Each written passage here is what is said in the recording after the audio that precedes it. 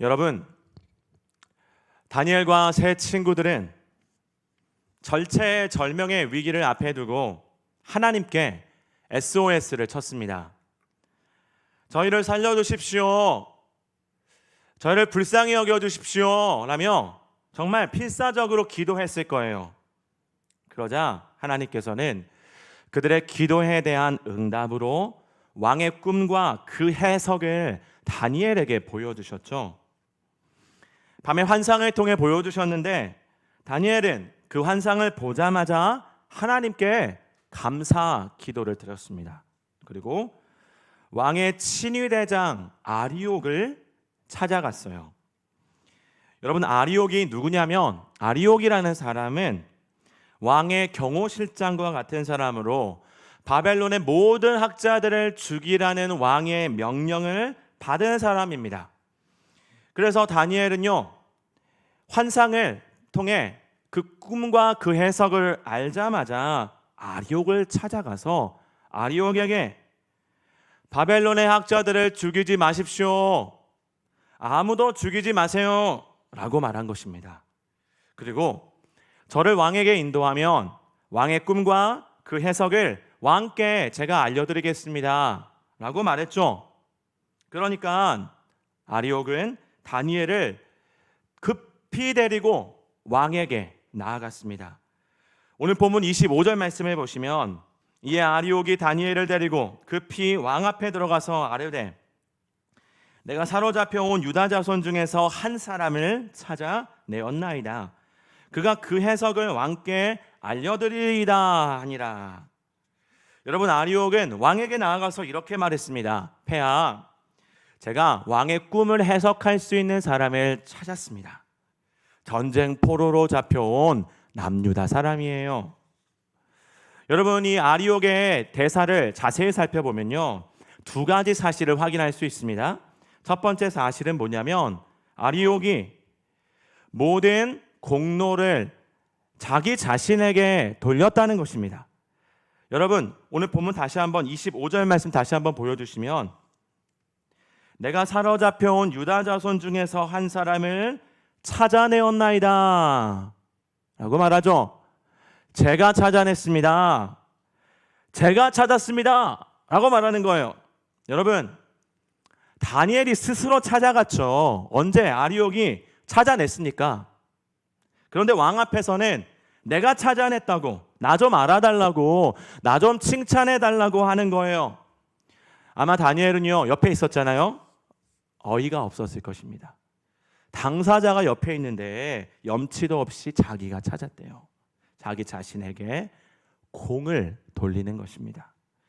여러분, 이것이 바로 인간의 이기적인 모습입니다. 일에 성공이나 형통함이 있을 때 본능적으로 자신의 공로로 돌려요. 물론 대놓고 영광을 취하지는 않죠. 눈치 보이니까.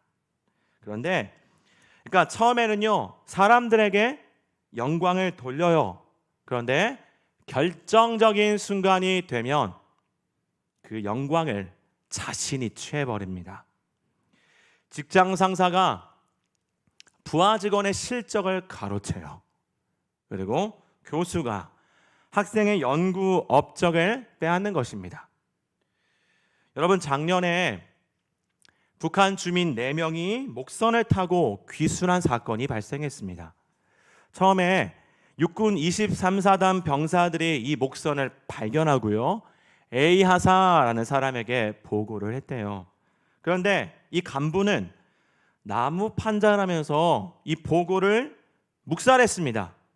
그리고 1시간이 지난 후에 이 병사들이 그 목선을 또 발견한 거예요. 이번에는 해안선의 저반에 있는 목선을 발견했습니다. 똑같은 목선입니다. 그러자 A 하사도요, 이제야 비로소 상황의 심각성을 깨닫고 얼른 상부에 보고한 거예요. 여러분, 그런데 안타까운 게 뭐냐면 이 일에 대한 포상을 병사들이 받은 게 아니라 A 하사가 독차지했다고 합니다. 얼마나 그 사람의 낯짝이 두꺼운지요, 상부에게 보고하면서 자신의 공으로 돌린 것입니다. 내가 잘한 거라는 거예요. 내가 한 거라는 거예요. 내 거라는 것입니다. 그게. 여러분, 에이아사는요 최초 보고를 묵살한 사람이죠. 포상은커녕 징계를 받아 마땅합니다. 그런데 거짓 보고를 올려서 모든 공을 중간에 가로챈 것입니다. 여러분, 이렇게 이 세상에는요 불공정한 일이 가득합니다. 왜냐하면 모든 인간이 죄인이기 때문이에요. 모든 인간이 죄라는 그 근원에 이기심이 있기 때문에 결국은요 자기밖에 몰라요. 얼마나 자기중심적인지 모릅니다. 그게 저고요, 그게 여러분들입니다. 모든 인간이 그래요. 그러니까 이 세상에는요 결국 이기적인 모습, 불공정한 모습, 정의롭지 못한 모습, 불의한 모습, 거짓된 모습, 자기중심적인 모습, 악독한 모습, 악취나는 모습 가득하죠. 일이 잘 되잖아요. 본능적으로 나에게 영광을 돌립니다. 이게 첫 번째 인간의 모습을 보여주는 거예요. 자, 그리고 두 번째 사실은 아리옥이 다니엘을 이렇게 소개했죠. 25절 중반부를 보시면 사로잡혀온 유다 자손이라면서 다니엘을 소개했습니다. 전쟁포로로 잡혀온 남유다 사람이라는 거죠. 여러분, 그 당시 다니엘은요 이미 바벨론의 학자로 일하고 있었어요. 그리고 벨드사살이라는 바벨론식 이름도 가지고 있었어요. 그런데 바벨론 사람들은 여전히 그의 출신 배경에 주목하고요, 그리고 또 그의 그 상황에 주목해서 차별했던 것입니다. 마치 한국에서 30년 전에 북한을 탈출하고 남한에 정착했는데 여전히 탈북민이라는 그러한 호칭을 받는 사람들이 있잖아요.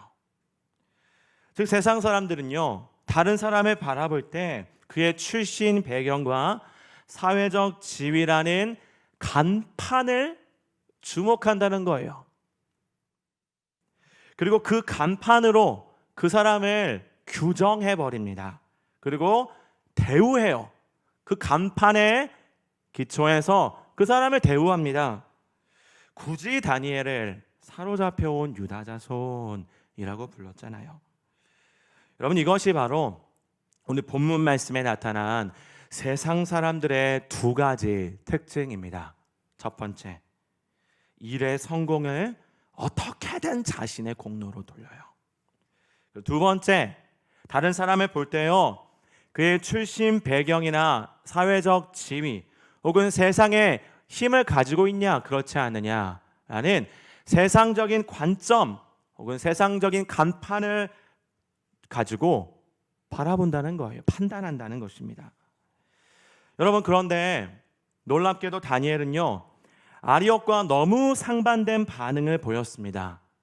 느부갓네살 왕이 다니엘에게 너가 꿈의 내용과 해석을 말해줄 수 있겠느냐라고 물으니까 다니엘이 이렇게 대답했죠. 오늘 본문 27, 28절 말씀을 보시면 다니엘이 왕 앞에 대답하여 이르되 왕이 물으신 바 은밀한 것은 지혜자나 술객이나 박수나 점쟁이가 능히 왕께 보일 수 없으되 오직 은밀한 것을 나타내실 이는 하늘에 계신 하나님이시라. 그가 느부갓네살 왕에게 후일에 될 일을 알게 하셨나이다. 왕의 꿈 곧 왕이 침상에서 머릿속으로 받은 환상은 이러하니이다. 자, 여기서 27절과 28절에 이어서 두 번 은밀한 것이라는 단어가 나오죠. 자, 이 은밀한 것이라는 단어의 뜻이 뭘까요? 무엇을 지칭하는 걸까요? 은밀한 것, 사람의 꿈을 의미합니다. 즉 다른 사람의 꿈과 같은 그 은밀한 영역은 사람이 알 수 없다라는 거예요. 세계 최고의 학자들도 모르고요, 용한 점쟁이들도 모른다는 것입니다. 오직 하나님만 아실 수 있고 하나님만 인간에게 알려주실 수 있다는 거예요. 그러니까 다니엘이 그 꿈을 알게 된 것은 그의 공로가 아니라, 내 공로가 아니라 하나님께서 알려주신 것이고 하나님께 모든 영광을 돌린다라는 것입니다. 특히 30절 말씀에 저의 지혜가 다른 사람들보다 뛰어난 게 아니라 하나님께서 알려주셨습니다 라고 말하잖아요. 자기를 감추고요, 하나님을 나타낸 거예요. 자기를 낮추고 하나님을 높였어요. 그러면서 이제 아예 대놓고 하나님을 소개해 줍니다. 28절 말씀을 다시 보시면 하늘에 계신 하나님이라고 소개하죠. 여러분, 하늘에 계신 초월적인 존재다라는 것입니다. 그리고 그분은 은밀한 것을 나타내시고 후일에 될 일을 알게 하는 분입니다 라고 말했어요. 자, 여기서 후일이라는 단어는요, 마지막 때라는 거예요. 말세의 일을 사람에게 알려주신다라는 것입니다. 여러분, 사실 다니엘은요, 얼마든지 자기 자신을 드높일 수 있었어요. 하나님에 대해서 언급만 안 하면요, 모든 영광이 자기 것이죠. 온 세상에서 다니엘만 왕의 꿈을 알고 있잖아요. 하나님께 영광 돌리지 않으면요, 내가 부각될 수 있죠. 그리고 내가 모든 영광을 취할 수 있는 것입니다. 왕 앞에서, 바벨론 제국의 정말 이 세상에 가장 권세 있는 그 바벨론 왕 앞에서 내 가치를 증명할 수 있는 절호의 기회예요. 얼마나 좋은 기회입니까? 여러분, 우리 같았으면 회사 대표님 앞에서 혹은 대통령 앞에 섰을 때 이렇게 내 가치를, 또 내 진가를 보여줄 수 있는 기회가 있다라면 얼마나 나를 홍보하려고, 얼마나 나를 드러내려고 몸부림치겠습니까? 그런데 다니엘은요, 자신을 드러낸 게 아니라 그 자리에서 왕께 자기 자신을 나타낼 수 있는, 왕이 원하는 그것을 나타낼 수 있는 그 좋은 자리에서 하나님을 높였습니다. 자기를 나타낸 게 아니라 하나님을 나타냈어요. 하나님을 소개하는 기회로 삼았습니다. 하나님을 전하는 기회로 삼았어요. 세상 한복판에서 하나님을 알 수도 없고, 하나님에 대해서 전혀 개념도 없고, 하나님과 전혀 관계없는 세상의 그 권세자, 세상 사람 앞에서 하나님을 나타내는 기회, 그 기회를 놓치지 않았습니다. 그러면서 저의 지혜가 아닙니다. 그러면 자기를 낮추고요, 하나님이 주신 것이라고, 능력과 지혜는 하나님께 있습니다. 하나님은 왕들을 세우시고 왕들을 패하시고 모든 권세가 하나님께 있습니다. 하나님께 모든 영광을 돌려드린 것입니다. 자기 PR을 한 게 아니라 하나님을 홍보한 거예요. 게다가 그는 이제 꿈을 해석해 주는데, 꿈의 내용을 알려주고 그 다음에 꿈을 해석해 주는데, 그 꿈을 해석하면서 장차 오실 메시아와 그분의 나라에 대해서 외쳤습니다. 여러분, 왕의 꿈이 어떤 내용인가요? 어떤 거대한 신상이 등장합니다. 자, PPT를 좀 보여주세요. 자, 이 신상의 특이한 점이 뭐냐면 각 부위가 다른 것들로 구성되어 있어요. 이 신상의 각 부위가 이렇게 구별되는데, 이 부위가 무엇을 의미하냐면, 다니엘의 해석을 보면 인류 역사에 나타날 강력한 제국들을 의미합니다. 머리, 이 금으로 이루어진 머리는 바벨론 제국, 느부갓네살 왕, 바벨론 제국을 상징하죠. 자, 이렇게 신상의 각 부위가 인류 역사에 나타날 제국들을 의미하는데, 갑자기 사람이 손대지 않은 돌이 튀어나와서 이 신상을 파괴해버린 거예요. 그러니까 이 신상을 이루고 있던 각각의 그 요소들, 금, 은, 동, 쇠, 진흙이 바람에 나는 겨처럼 사라져버렸대요. 그리고 이 우상을 친 돌은 태산을 이루어서 온 세계에 가득했다 라는 꿈입니다. 여러분, 여기서 우상을 친 돌이 뭘까요? 여러분, 우리는 구약 성경을 문자적으로 해석하는 거 아니고 우리는 복음적으로 해석하는 것입니다. 신약의 예수 그리스도 안에서 구약의 요소들이 다 완성이 되어졌죠. 구약의 모든 요소들은 결국 예수님을 가리키는 모형으로 쓰인 거잖아요. 그러니까 이 우상을 친 돌 또한 예수 그리스도를 의미하는 거예요. 이게 여러분 복음적인 성경의 해석입니다. 그래서 태산을 이루어 이 돌이 태산을 이루어서 온 세계에 가득했다는 것은 이 메시아의 왕국이 온 세계에 성취될 거다. 온 땅에 이 메시아의 나라가 하나님의 나라가 이루어질 것이다 라는 것입니다. 진짜 왕이 오셔서 인간 왕들을 다 패하시고 영원한 그 나라를 세우신다라는 겁니다. 그래서 다니엘의 해석을 다니엘서 2장 44절에서 확인할 수 있는데, 자, 다니엘서 2장 44절 우리 같이 읽겠습니다. 다니엘서 2장 44절 시작.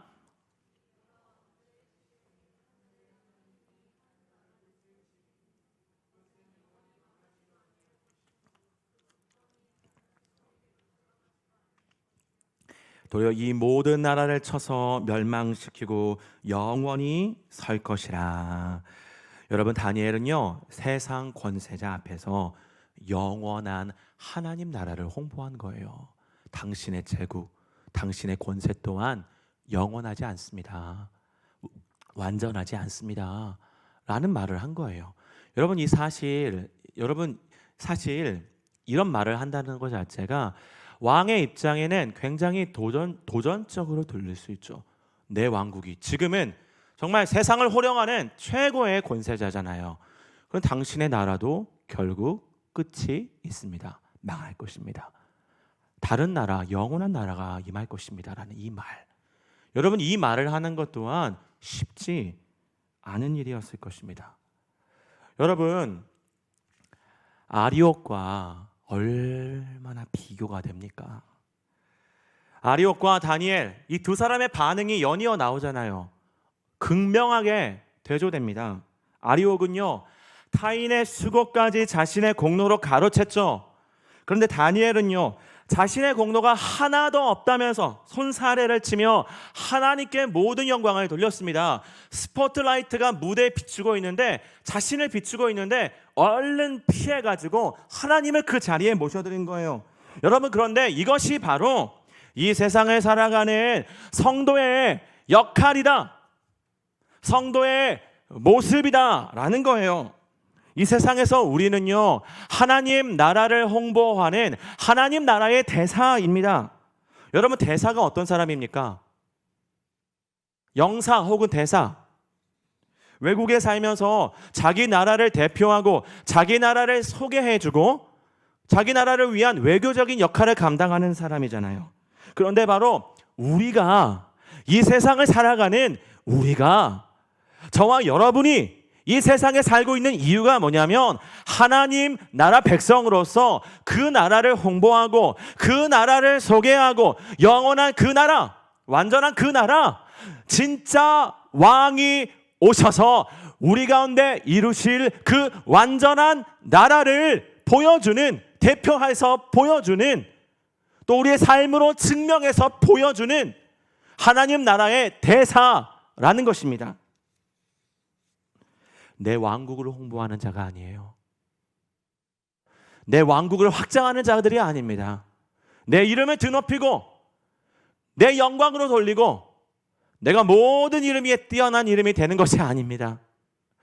하나님의 그 왕국을 위한 헌신, 하나님의 영광을 위한 헌신, 그 복음의 능력이 나타나기 위한 자기 부인, 이게 하나님 나라 백성의 모습이라는 것입니다. 무엇을 하든지, 어디에 있든지, 누구를 만나든지 우리는 하나님 나라 백성으로 사는 거예요. 그게 우리 정체성입니다. 천국 시민, 하나님 나라의 대사, 이 땅에 살고 있는 역할이 있다라는 거예요. 고린도후서 5장 20절 말씀해 보시면 바울이 이렇게 말합니다.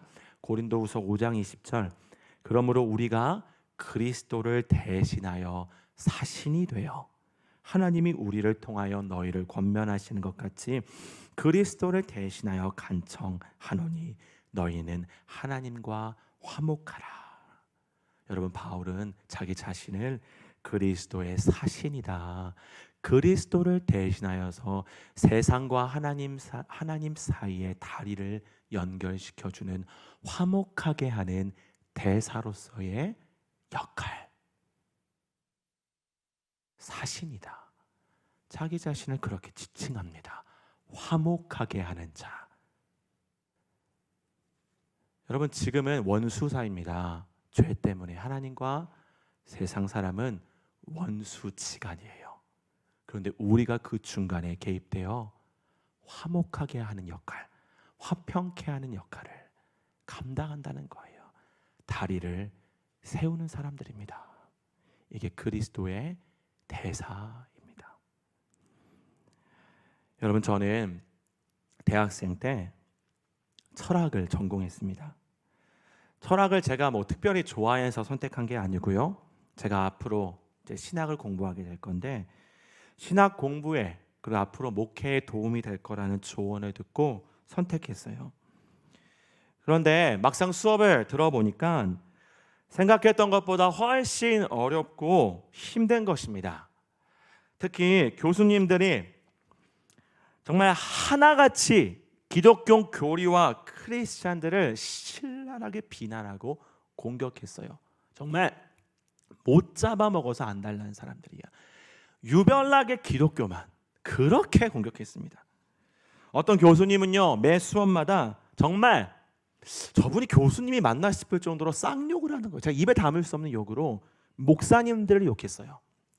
그러면 저는, 교수님, 저희 아버지도 목사님입니다. 저희 아버지는 그런 사람이 아니고요, 모든 목사님들이 그렇게 타락한 게 아니에요.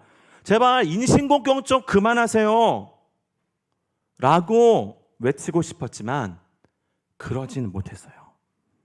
그리고 어떤 불교 철학 교수님은 거칠게 기독교를 비난하진 않았지만 은근히 조롱하고 크리스찬들을 웃음거리로 만들었습니다. 정말 교묘하게 비난하고 조롱했어요. 그러면요, 학생들은 같이 막 비웃는 거예요. 그 현장에 제가 있는 것입니다. 거의 매 수업 시간마다. 그러면 저는요, 딱 일어나가지고 손 들고 일어나서 기독교를 변증하고 교수님과 논쟁하고 그러고 싶었어요. 아니면 자리를 박차고 일어나가지고 그냥 쿵쾅 교실 밖에 나가고 싶었습니다. 그만 좀 하라고 소심하게 복수하고 싶었어요. 그런데 안타깝게도 제 마음에는 그럴 용기가 또 없는 거예요. 그러니까 스스로 너무 부끄럽고요, 하나님께 죄송한 거예요. 나는 목사가 될 거라면서 이런 용기도 없냐?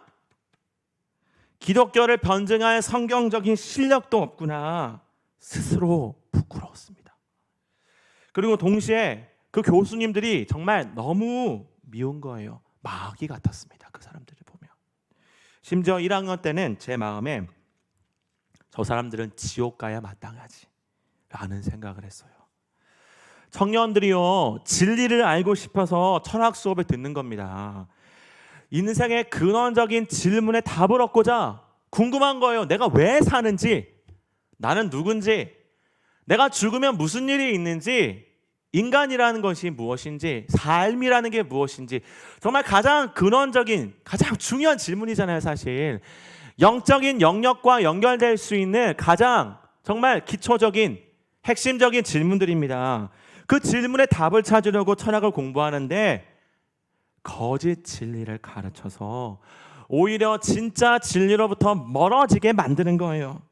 여러분, 그 교수님들이 제 마음에 그동안 정말 수십 년씩 그렇게 가르친 분들이니까 얼마나 많은 청년들을 미혹했겠는가. 저 사람들은 지옥 가야 마땅해 라는 마음이 제 마음에 드는 거예요. 여러분, 그런데 시간이 지나고 어느 순간부터는 제 마음에 진리를 모르는 저 사람, 진리를 모르는, 복음을 모르는 교수님과 학생들이 불쌍한 것입니다. 인간의 짱구를 굴려서 진리를 찾겠다고 헛된 몸부림을 치고 있는 거예요. 수업 시간에 교수님이 인간은 무엇인가? 신은 존재하는가? 인간의 죽음은 무엇인가? 이런 존재론적인 질문을 던지는데 아무리 교수님이 설명하시고 또 우리끼리 토론을 막 시켜요. 토론을 해도, 그리고 머리에 쥐가 날 정도로 논리적으로 생각해도 수업의 끝에는 항상 답이 없는 것입니다. 유명한 철학자의 이론에도 답은 없어요. 교수님은요, 결국 이렇게 말합니다. 각자 옳다고 생각하는 것을 믿으래요. 그게 진리래요. 절대적인 진리, 절대적인 해답이 없다는 것입니다. 그러니까 수업이 끝나잖아요. 그러면 제 마음이 항상, 정말 항상 공허했어요. 정답이 없으니까. 그리고 학생들을 보면 불쌍한 거예요. 얼마나 공허해 보이는지 몰라요. 그러면 저는요, 이제 교실을 나오면서 나는 답을 알고 있는데, 성경에 진리가 있는데 안도의 한숨을 쉬고요, 그 다음에는 동시에 불쌍한 거예요. 나는 진리를 아는데, 진짜 답을 아는데, 진짜 구원자를 아는데, 저들은 자기의 이성과 사고, 합리성, 논리로 찾아가겠다고, 찾아보겠다고 헛된 몸부림을 치는 것입니다. 여러분, 그런데 어느 날 불교 철학 프레젠테이션을 제가 준비하는데 제 마음에 이제는 내가 복음을 전해야 하지 않겠나, 그런 마음을 강하게 주시는 거예요. 하나님이. 너가 복음을 전해라. 진리의 목마른 저들에게 진리를 외쳐라. 진리를 찾아서 방황하며 다니는 저들에게 진리는 이겁니다. 진리가 여기에 있습니다. 당신들이 찾는 진리가 바로 이것입니다 라고 콕 집어 해답을 알려주라는 거예요. 복음을 외치라 라는 거예요. 여러분, 그런데 그 수업은요, 제가 앞서 말했던 기독교를 조롱하고 웃음거리로 만드는 그 교수님의 수업이었습니다. 그래서 제가 복음을 전해? 라는 생각만 했는데 제 마음이 얼마나 떨리는지 생각만 해도 두려운 것입니다. 저 예수쟁이가 수업 시간에 전도한다면서 독단적으로 저러네? 저 광신자, 비난할 것 같았습니다. 그러면서 수업이 이제 발표가 끝나면 까다로운 질문을 던져서 저를 막 또 그렇게 했던 것처럼 비웃고 조롱할 것 같았어요.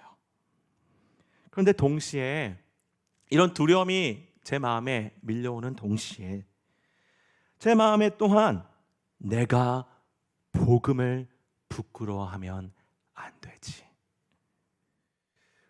이 복음을 부끄러워하면 안 되지. 내가 더는 위축되지 않을 거야. 이 복음은 유일한 진리잖아. 이 복음이 유일한 해답이잖아. 이 복음이 구원의 능력이잖아. 로마서 1장 16절에 내가 복음을 부끄러워하지 아니하노니 이 복음은 모든 믿는 자에게 구원을 주시는 하나님의 능력이 됨이라. 바울이 외쳤습니다. 이 복음의 탁월성, 유일성, 이 복음으로 인한 구원의 능력, 그것을 알고 구원받은 내가 이 복음을 부끄러워한다면 내가 더는 그렇게 복음의 빚진 자로서 이 복음을 값싼 복음 만들 수 없다 라는 생각이 들었어요. 그래서 부모님께 기도 부탁을 드리고 저도 열심히 기도하면서 발표를 준비했습니다. 그리고 두렵고 떨리는 마음으로 수업에 들어갔습니다. 여러분, 그런데 발표를 하려고 앞에 섰는데 세상에 제 마음에 두려움이 가득했던 제 마음에 하나님의 임재가 느껴지는 것입니다. 성령님께서 저와 함께 해주시는 거예요. 그리고 하나님이 기뻐하시구나 라는 생각이 들면서 제 마음에 평안과 확신이 밀려왔어요. 세상 한복판에서 특히 하나님을 그토록 비난하고 조롱하는 철학 수업 시간에 복음이 선포되는 것, 진리가 외쳐지는 것, 이것을 기뻐하시는구나. 이게 성도의 역할이구나 라는 사실을 깨달으며 제 마음에 담대함, 확신이 생겼습니다. 그래서 저는 정말 담대하게 복음을 전했어요. 세상 철학과 종교가 우리를 진리로 인도해 줄 수 없습니다. 그리고 우리를 구원해 줄 수 없습니다. 불교는 욕망을 버려라. 그리고 너희의 마음을 비워서 공상태로 만들어라 그래요. 그러면 너희가 해탈할 것이다. 결국은 욕심을 버려서 마음이 비워진 상태가 되면 결국 부처가 될 것이다. 구원받을 것이다 라고 말하는데, 욕망을 인간이 스스로 버리는 것은 불가능합니다 라고 외쳤습니다. 인간은 뼛속까지 죄인입니다. 그 죄는 인간 존재를 완전히 타락시켰습니다. 인간은 안 됩니다. 인간의 의와 도덕성과 수련과 노력으로 자기 자신을 의롭게 할 수 없습니다. 자신의 욕망을 절대 버릴 수 없습니다. 머리 깎고 산에 올라가서 사람을 상대하지 않으면, 자연만 보고 그리고 도만 닦으면 욕심이 없어진 것 같죠. 그런데 절을 떠나 산을 떠나 새 속에 다시 들어오면 욕심이 또 생긴다는 거예요. 사람을 보면, 사람과 비교하게 되면 또 욕심이 생긴다는 것입니다. 여러분, 해민 스님을 보세요. 무소유를 외친 분이 풀 소유를 하고 있었잖아요. 럭셔리하게. 아무리 수련하고 머리로 알아도 그 뿌리 깊은 죄를 이길 수 있는 사람은 아무도 없습니다. 결국 유혹받고 이기적으로 살아갑니다. 인간의 행위와 노력으로 자기 자신을 구원할 수 있는 사람 없다, 그렇게 외쳤습니다. 스스로 구원을 획득할 수 없습니다.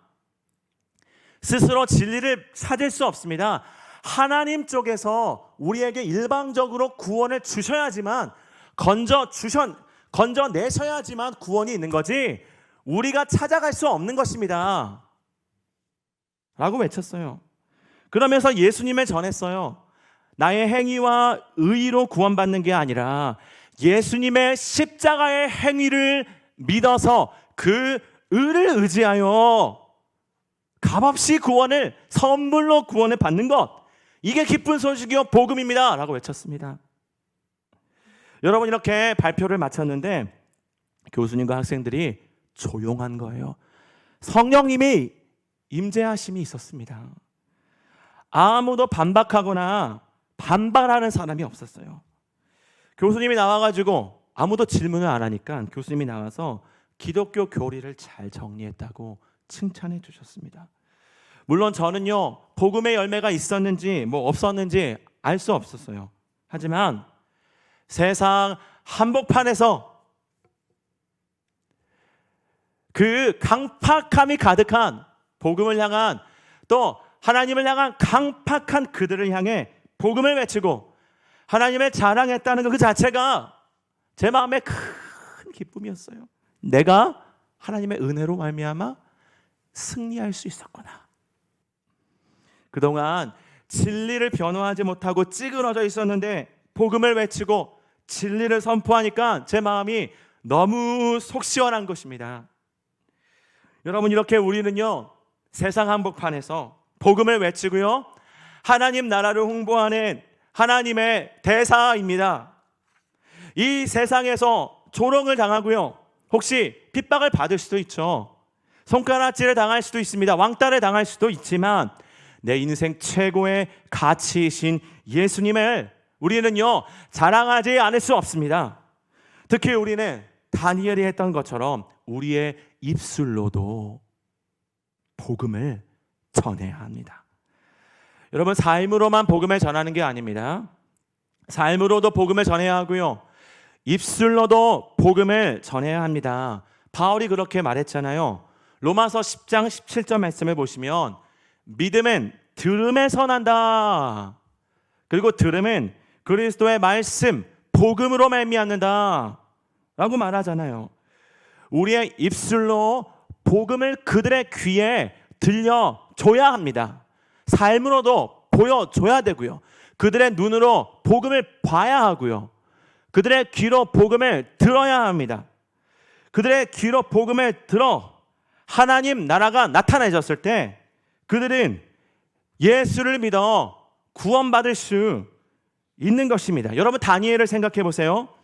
그 영광스러운 순간에 스포트라이트가 자신을 비추니까 얼른 하나님께 내어드렸잖아요. 하나님을 입술로 소개했습니다. 하늘에 계신 하나님이 은밀한 것을 보이시고 하나님이 후일에 될 일을 알려주십니다 라고 하나님을 소개하면서 이제는 영원한 하나님 나라가 임할 것을 말했잖아요.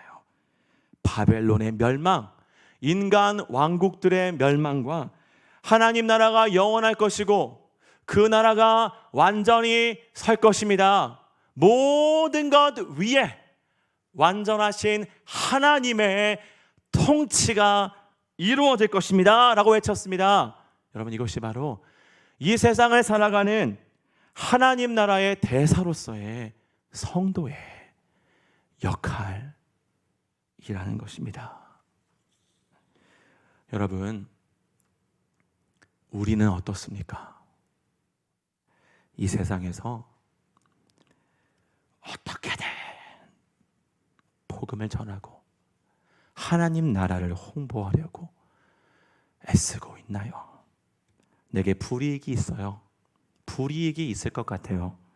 그리고 조롱과 핍박이 있을 것 같아요. 그리고 조롱과 핍박이 있어요. 그래도 복음을 전하고 있나요? 아니면 직장이나 학교에서 어떻게든 나를 홍보하고 어떻게든 나를 높이려고 몸부림치고 있나요? 자기 PR에 막 매진하고 있나요? 내가 했습니다. 내 공로입니다. 이건 저의 공입니다. 저 다음에 승진 안 됩니까? 어떻게든 직장 상사로부터 신임을 얻고 눈도장을 찍으려고 힘겨운 삶을 살고 있지 않나요? 여러분, 다 소용없습니다. 세상 사람들은요, 결국 자기밖에 몰라요. 우리를 승진시켜주고 우리의 미래와 또 회사 생활을 보장해 줄 거라는 것 착각입니다. 하나님이 우리의 미래와 생존을 보장하시죠. 하나님이 우리의 백입니다. 하나님이 우리의 힘이요, 자랑이요, 능력입니다. 우리는 어떻게 살고 있습니까? 이 세상의 그 현장에서. 여러분, 저는 몰라요. 여러분들이 어떻게 사는지, 삶의 현장에서 그 세상 한복판에서 어떠한 모습으로 살고 있는지 저는 모릅니다. 하지만 하나님과 여러분들은 압니다. 아니면 제가 그랬던 것처럼 이 세상의 힘과 거대함에 눌려가지고 복음을 차마 말하지 못해요. 그리고 한없이 작아져 있지 않나요? 찌그러져 있지 않나요? 여러분, 왕의 꿈에 나온 것처럼 이 세상의 힘과 영광은 다 사라져 버립니다. 그런데 하나님 나라는 모든 나라와 권세를 점령하고 온 땅에 가득하게 될 거예요. 영원한 하나님 나라, 완전한 하나님 나라, 완성된 하나님 나라가 도래할 것입니다. 그 나라의 백성으로서 그 나라를 이 땅에서부터 이루고 그 완성된 하나님 나라를 준비하는 삶을 살아야 하지 않겠습니까? 우리는 영광스러운 하나님 나라의 백성입니다. 그리고 하나님 나라의 대사입니다. 우리에게 보내신 그 세상 한복판에서 담대하게 복음을 외치고 하나님 나라를 홍보하는 저와 여러분이 되시기를 간절히 축원합니다. 함께 찬양하시겠습니다.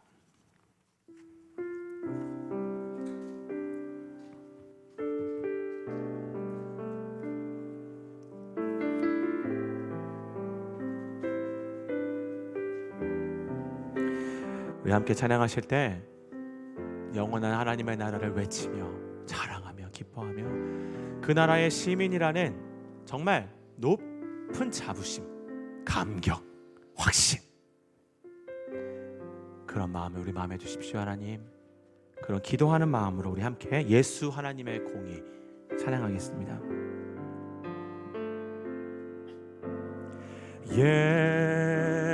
예수 하나님의 공의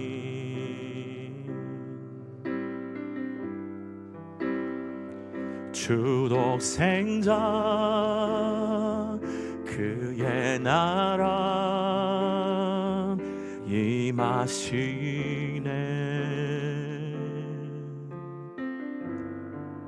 예수 제물이 되신 주 예수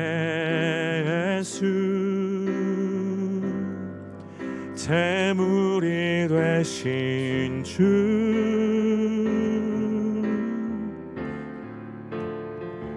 영광 중에 그의 나라 임하시네. 주의 나라 영원하면 주의 나라 영원하면 그의 영광 무궁하리. 왕의 위엄과 능력이 이제 임하였으리.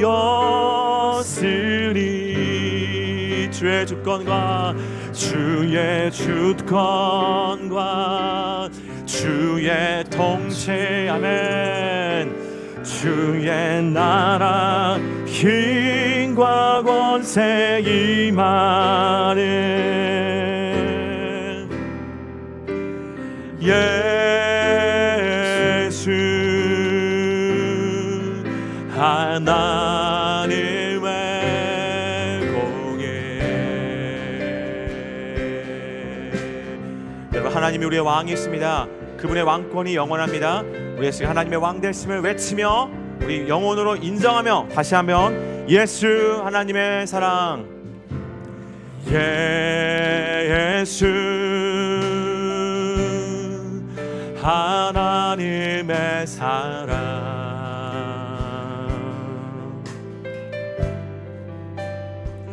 주의 왕 말씀으로 나타났네. 예수 거룩한 하나님, 예수 거룩한 하나님 영광 중에 그의 나라 영광 중에 그의 나라 임하시네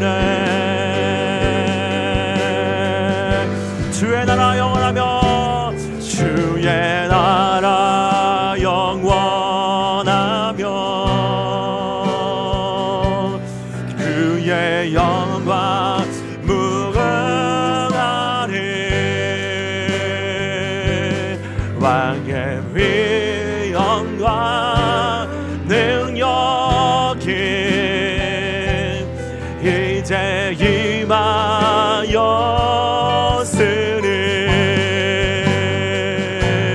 주의 주권과 주의 통치와 주의 나라 힘과 권세에 바래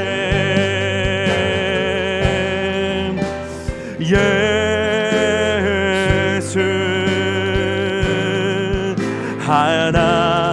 하나님의 공 주의 나라 영원하며 주의 나라 영원하며 주의 영광 무궁하리 왕의 위 영광 능력이 아멘 이제 임하였으니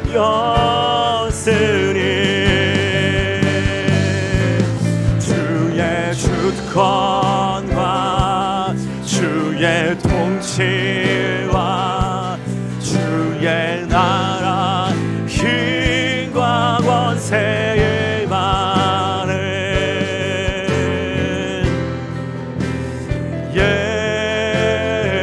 예수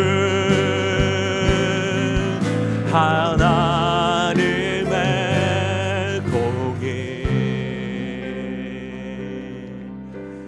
여러분 예수님을 믿는다는 것은 예수님이 내 영혼의 내 인생의 왕이심을 인정하는 자입니다. 그 왕권에 복종하여 그 왕대심 안에 살아가는 것 그리고 그 나라를 살아가는 것 또 그 나라를 기다리는 것 그게 성도의 삶입니다. 우리 시간 우리 자신을 돌아보며 함께 기도할 때 나는 정말 하나님을 내 영혼의 왕으로 인정하며 사는가 다니엘처럼 하나님을 높이려고 하나님 나라를 홍보하려고 어떻게 살아가고 있는지 우리 자신을 돌아보며 하나님 앞에 이 시간 같이 하나님 다니엘의 모습을 본받아 하나님 나라의 백성답게 그 나라를 이 땅에 실현하고 그 나라를 홍보하는 천국 시민 하나님 나라의 대사가 되기 원합니다. 주님 저의 연약함을 도와주셔서 제가 하나님을 왕으로 인정하지 못하고 내가 왕 노릇하며 나를 높이고 나를 홍보하고자 몸부림쳤던 그 연약한 삶의 모습들을 버리고 이제 정말 하나님을 모든 것 위에 왕으로 인정하고 그 왕권 앞에 순종하고 복종하며 살겠습니다. 그 나라를 홍보하며 살겠습니다.